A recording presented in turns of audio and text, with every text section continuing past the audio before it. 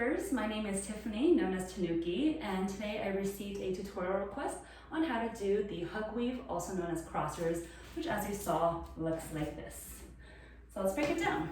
Number one, grab any same size hoops that you like. You can do anything from minis, 18 inches, up to I would say about 36 inches. If you have a larger hoop, the only reason I say that is because it's not that you can't do it, it's that you might hit the ground or hit your ceiling, but that's the only thing. Number two prerequisites: forward weave, reverse weave. I would recommend you do it on both sides, although technically, to do a reverse weave or a hug weave, you only need to know how to do a forward weave on your dominant side and a reverse weave on your non-dominant side. But I do recommend you do both, because if you guys have been following for a while, you know that I want you to do both sides. So once you get your good side down, make sure to try the other. So don't get too comfortable. Pink, right, left, teal. I will only teach this on my dominant hand, which is my right hand. If you're a lefty and you can't reverse this tutorial for you, just drop a comment, let me know, but I hope this helps you. So for myself or righties, I'm putting my right hand over my left. And you'll see my thumbs are facing each other. This is why it's called the hug weave, because it looks like I'm hugging myself and my arms are crossed while I'm weaving. Yay! In this position for my righties, your right hand is doing a forward weave, or your dominant hand, and your non-dominant hand or your left hand is doing a reverse weave. That's all it is. So, my first method of teaching you that I encourage you to try is just getting in this position. Again, all I was doing was holding my hoops, crossing my right hand over my left, ta-da, thumbs towards each other.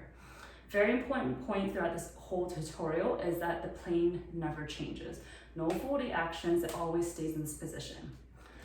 Drill number one, let your non-dominant arm be just dead, just hold the hoop, don't worry about it, but stay in this cross straight jacket position and just do a forward weave with your dominant hand. That's it. When that feels comfortable, try to move with the momentum a little bit. If you go back to the beginning of this video, you'll see that when I opened the video, I was kind of moving with a hug weave. And that's because it really helps with the momentum, at least for me, and it helps get my butt out of the way when it's on the back plane. Get this so drilled into your muscle memory, do it forever. And then let this arm be dead and do a reverse weave with your non-dominant hand. Don't worry about your other arm, just drill this for muscle memory, and again, move with the momentum. Do this forever, literally until you can do it in your sleep, you can do it while you're doing anything else. For some of you, you'll be able to get this trick just from that. Drill, drill, drill, muscle memory. Cross your arms over each other for your setup. Now you're gonna lead with your non-dominant hand at first. So my left hand, and just tell yourself, all right, that's doing a reverse weave, my other one's gonna do a forward weave. And just go for it and let muscle memory take over. Some of you are gonna get it just from that, and congratulations.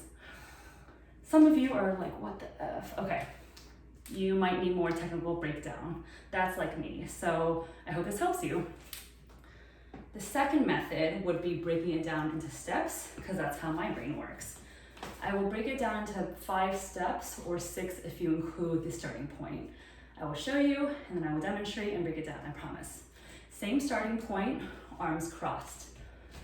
Step 1, step 2, step 3, step 4, step 5, starting point.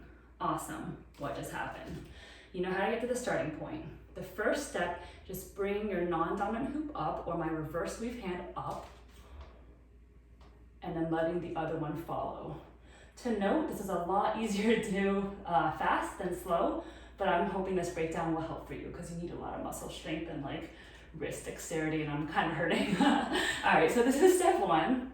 Once you get to step 1, just think about flipping it, as in I want my pink hoop to be where my teal hoop is, and vice versa. How do I do that? Well, I'm gonna drop that hoop and just bring this one up. Step 2. Step 3, think of this as X-Men or Excision for my bass fans. My hands are in this X position, but I'm just gonna bring it up above my head. Yes, thumbs are now pointing down. Next step is just tilting a little bit, bringing my forward weave down, or my pink hoop down, as the other one follows. You'll notice that my wrists are almost always together. Same thing as the other side, flip the script. I now want my pink hoop to be where my tail hoop is, and vice versa. Down and up. And the last step is just shifting to the front. Starting point, one more time, even though you can pause this video and rewatch, but I'll do it for you anyway. In this starting position, step 1, step 2, step 3, step 4, step 5, and starting point. So those are my 2 methods of teaching you. One is just drill, drill, drill, drill, muscle memory in your straight jacket position and just put it all together.